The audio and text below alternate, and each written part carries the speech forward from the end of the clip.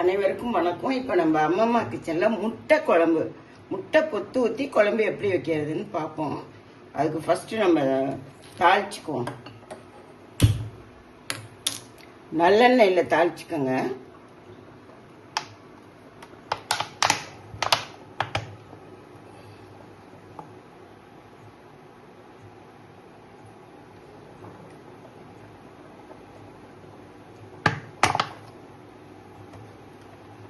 எண்ணெய் காயட்டும். இப்போ நம்ம இது தாளிக்கிறதுக்கு தாளிக்கிற வடகம் எடுத்து வச்சிருக்கேன். வேற எதுவும் போட்டு தாளிக்க வேணாம். இது தாளிக்கிற வடகம் போட்டு தாளிக்கினா சுமல் வராமல் நல்லா சாப்பிடலாம். அதுக்காக எண்ணெய் காயட்டும். தாளிக்கிற வடகம் போட்டு போட்டுங்க. அதுக்கு இந்த அளவு நாங்கள் இப்போ 2 பேருக்கு குழம்பு வைக்க போகிறோம். இந்த அளவுக்கு புளி ஊற வச்சு நான் இங்கே கரைச்சி வச்சுருக்கேன். மிளகாத்தூள், உப்பு, மஞ்சத்தூள் எல்லாம் போட்டு ஒரு தக்காளி நல்லா வேக வச்சு கரைச்சி விட்டுருக்கேன். இது மாதிரி 2 தக்காளி வச்சுக்கோங்க. ஒரு தக்காளி குழம்புல கரைச்சிருங்க, ஒரு தக்காளி கட் பண்ணி வச்சுக்கோங்க. கொஞ்சோண்டு சின்ன வெங்காயம் கட் பண்ணிக்கோங்க. இப்போ நம்ம இதை தாளிச்சுக்கலாம்.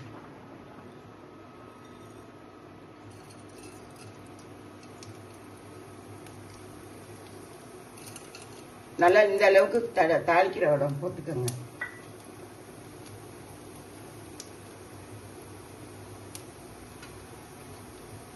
இப்போ இந்த தாளிக்கிற வடகம் போடுறதுனால இதில் கருவேப்பிலையெல்லாம் போடணும்னு அவசியம் கிடையாது. பச்சை மிளகா, கருவேப்பிலையெல்லாம் போடணும்னு அவசியம் கிடையாது. நல்லா வெடிக்குது பாருங்க. வெடித்தது நம்ம கொஞ்சோண்டு சின்ன வெங்காயம், ஒரு 5-6 சின்ன வெங்காயம் போட்டுக்கலாம்.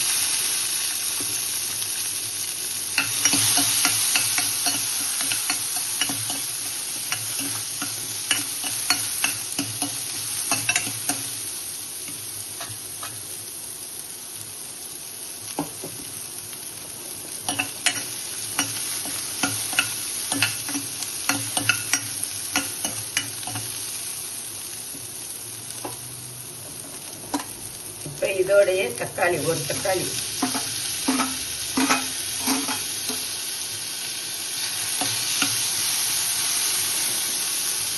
தக்காளி வதங்க வச்சு கொஞ்ச நேரம் மூடி வைக்கணும்.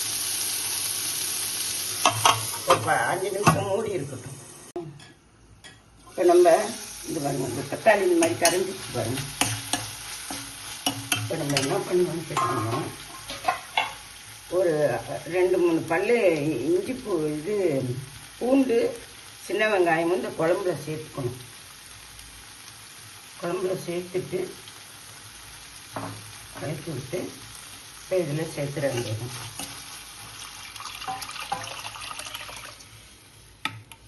இது மாதிரி தண்ணியாக குழம்பு இருக்கணும். இது கொதிச்சதுக்கப்புறம் நம்ம முட்டையை பொத்து இதில் ஊற்ற வேண்டியது. நல்லா கொஞ்சம் கொதிக்கட்டும். ஒரு 10 நிமிஷம் கொதிக்கட்டும். 10 நிமிஷம். அது எப்படி பாருங்க, நல்லா குழம்பு இந்த மாதிரி கொதிக்கிது பாருங்க.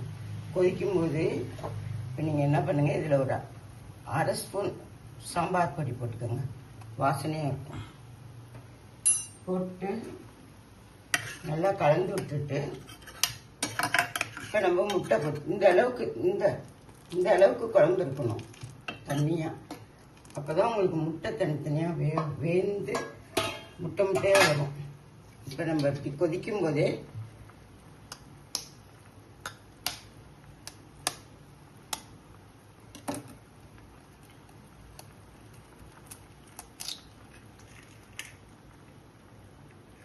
அப்படி ஊற்றிடணும்.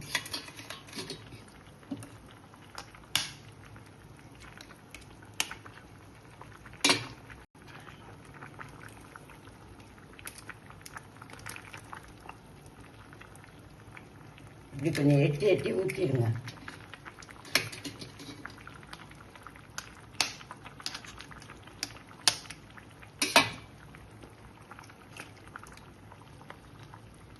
இப்போ நாங்கள் 2 பேருக்கு 4 முட்டை ஊற்றிருக்கேன்.